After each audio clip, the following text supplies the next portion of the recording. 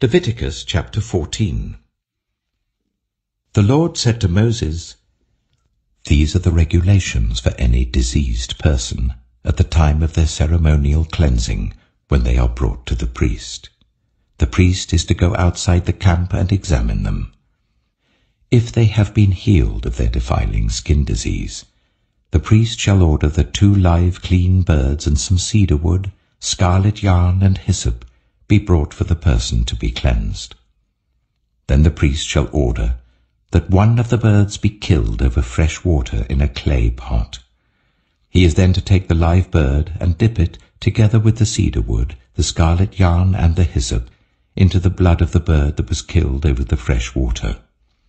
7 times he shall sprinkle the one to be cleansed of the defiling disease, and then pronounce them clean. After that, he is to release the live bird in the open fields. The person to be cleansed must wash their clothes, shave off all their hair and bathe with water. Then they will be ceremonially clean. After this they may come into the camp, but they must stay outside their tent for 7 days. On the 7th day they must shave off all their hair. They must shave their head, their beard, their eyebrows, and the rest of their hair. They must wash their clothes and bathe themselves with water, and they will be clean. On the 8th day, they must bring 2 male lambs and 1 ewe lamb, a year old, each without defect, along with 3/10 of an ephah of the finest flour mixed with olive oil for a grain offering, and 1 log of oil.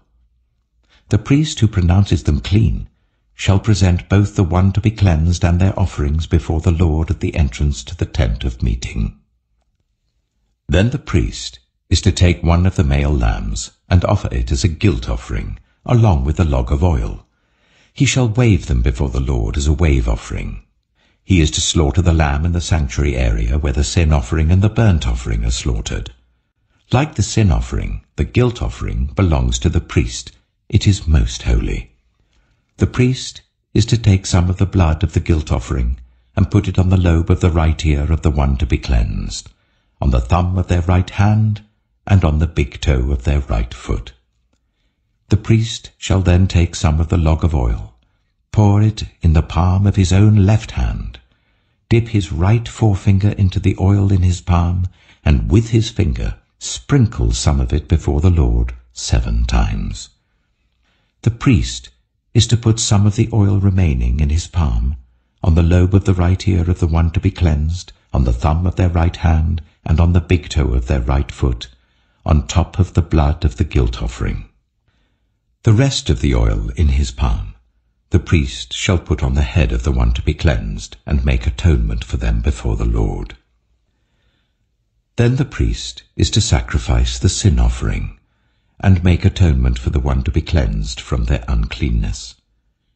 After that, the priest shall slaughter the burnt offering, and offer it on the altar, together with the grain offering, and make atonement for them, and they will be clean. If, however, they are poor, and cannot afford these, they must take 1 male lamb as a guilt offering, to be waved to make atonement for them, together with 1/10 of an ephah of the finest flour mixed with olive oil for a grain offering, a log of oil, and 2 doves or 2 young pigeons, such as they can afford, 1 for a sin offering and the other for a burnt offering. On the 8th day they must bring them for their cleansing to the priest at the entrance to the tent of meeting before the Lord. The priest is to take the lamb for the guilt offering together with the log of oil, and wave them before the Lord as a wave offering. He shall slaughter the lamb for the guilt offering and take some of its blood and put it on the lobe of the right ear of the one to be cleansed, on the thumb of their right hand, and on the big toe of their right foot. The priest is to pour some of the oil into the palm of his own left hand, and with his right forefinger sprinkle some of the oil from his palm 7 times before the Lord. Some of the oil in his palm he is to put on the same places he put the blood of the guilt offering, on the lobe of the right ear of the one to be cleansed, on the thumb of their right hand, and on the big toe of their right foot. The rest of the oil in his palm the priest shall put on the head of the one to be cleansed, to make atonement for them before the Lord. Then he shall sacrifice the doves or the young pigeons, such as the person can afford, one as a sin offering and the other as a burnt offering, together with the grain offering. In this way the priest will make atonement before the Lord on behalf of the one to be cleansed. These are the regulations for anyone who has a defiling skin disease, and who cannot afford the usual offerings for their cleansing. The Lord said to Moses and Aaron, "When you enter the land of Canaan, which I am giving you as your possession, and I put a spreading mold in a house in that land, the owner of the house must go and tell the priest, 'I have seen something that looks like a defiling mold in my house.' The priest is to order the house to be emptied before he goes in to examine the mold, so that nothing in the house will be pronounced unclean. After this, the priest is to go in and inspect the house. He is to examine the mold on the walls, and if it has greenish or reddish depressions that appear to be deeper than the surface of the wall, the priest shall go out of the doorway of the house and close it up for 7 days. On the 7th day, the priest shall return to inspect the house. If the mold has spread on the walls, he is to order that the contaminated stones be torn out and thrown into an unclean place outside the town. He must have all the inside walls of the house scraped, and the material that is scraped off dumped into an unclean place outside the town. Then they are to take other stones to replace these, and to take new clay and plaster the house. If the defiling mold reappears in the house after the stones have been torn out and the house scraped and plastered, the priest is to go and examine it. And if the mold has spread in the house, it is a persistent defiling mold. The house is unclean. It must be torn down, its stones, timbers, and all the plaster, and taken out of the town to an unclean place. Anyone who goes into the house while it is closed up will be unclean till evening. Anyone who sleeps or eats in the house must wash their clothes. But if the priest comes to examine it and the mold has not spread after the house has been plastered, he shall pronounce the house clean because the defiling mold is gone. To purify the house, he is to take 2 birds and some cedar wood, scarlet yarn, and hyssop. He shall kill one of the birds over fresh water in a clay pot. Then he is to take the cedar wood, the hyssop, the scarlet yarn, and the live bird, dip them into the blood of the dead bird and the fresh water, and sprinkle the house 7 times. He shall purify the house with the bird's blood, the fresh water, the live bird, the cedar wood, the hyssop, and the scarlet yarn. Then he is to release the live bird in the open fields outside the town. In this way he will make atonement for the house, and it will be clean. These are the regulations for any defiling skin disease, for a sore, for defiling molds in fabric or in a house, and for a swelling, a rash, or a shiny spot, to determine when something is clean or unclean. These are the regulations for defiling skin diseases and defiling molds.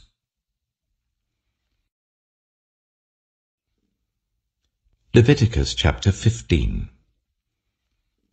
The Lord said to Moses and Aaron, "Speak to the Israelites and say to them, when any man has an unusual bodily discharge, such a discharge is unclean. Whether it continues flowing from his body or is blocked, it will make him unclean. This is how his discharge will bring about uncleanness. Any bed the man with a discharge lies on will be unclean, and anything he sits on will be unclean. Anyone who touches his bed must wash their clothes and bathe with water, and they will be unclean till evening. Whoever sits on anything that the man with the discharge sat on must wash their clothes and bathe with water, and they will be unclean till evening. Whoever touches the man who has a discharge must wash their clothes and bathe with water, and they will be unclean till evening. If the man with the discharge spits on anyone who is clean, they must wash their clothes and bathe with water, and they will be unclean till evening. Everything the man sits on when riding will be unclean, and whoever touches any of the things that were under him will be unclean till evening. Whoever picks up those things must wash their clothes and bathe with water, and they will be unclean till evening. Anyone the man with a discharge touches without rinsing his hands with water must wash their clothes and bathe with water, and they will be unclean till evening. A clay pot that the man touches must be broken, and any wooden article is to be rinsed with water.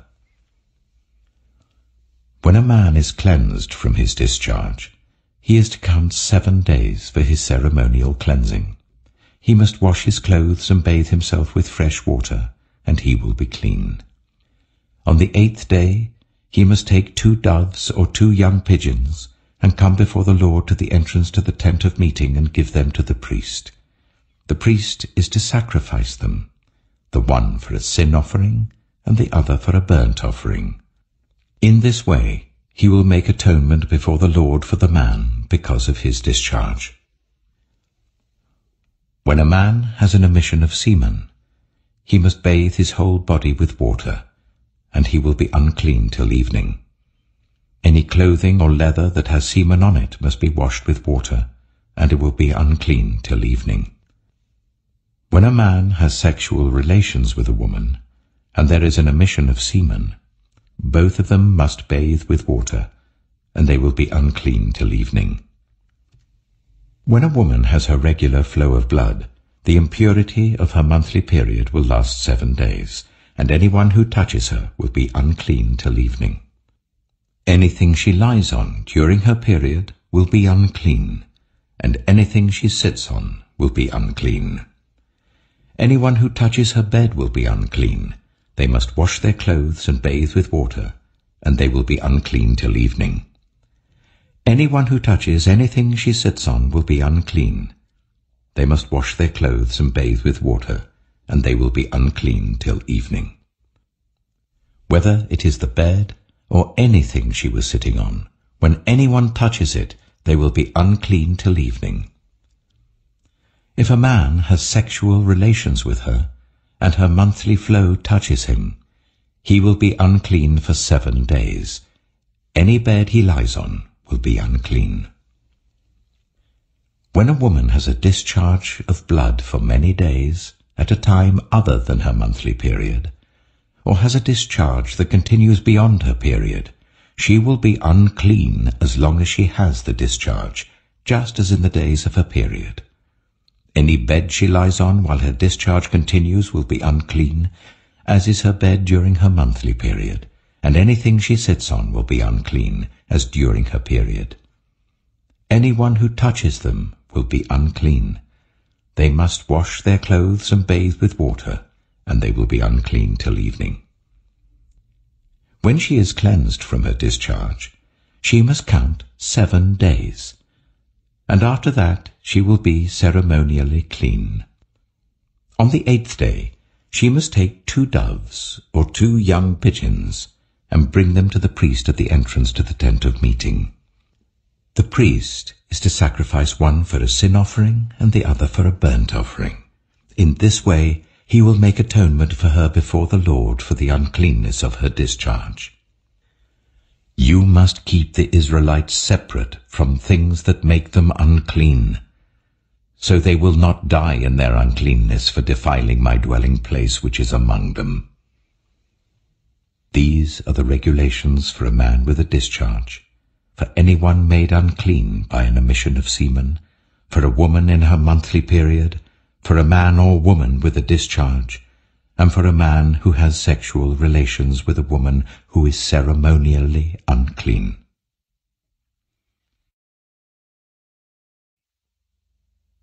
Psalm 36. I have a message from God in my heart concerning the sinfulness of the wicked. There is no fear of God before their eyes. In their own eyes they flatter themselves too much to detect or hate their sin. The words of their mouths are wicked and deceitful. They fail to act wisely or do good. Even on their beds they plot evil. They commit themselves to a sinful course and do not reject what is wrong. Your love, Lord, reaches to the heavens, your faithfulness to the skies. Your righteousness is like the highest mountains, your justice like the great deep. You, Lord, preserve both people and animals. How priceless is your unfailing love, O God! People take refuge in the shadow of your wings. They feast on the abundance of your house. You give them drink from your river of delights. For with you is the fountain of life. In your light we see light. Continue your love to those who know you, your righteousness to the upright in heart. May the foot of the proud not come against me, nor the hand of the wicked drive me away. See how the evildoers lie fallen, thrown down, not able to rise.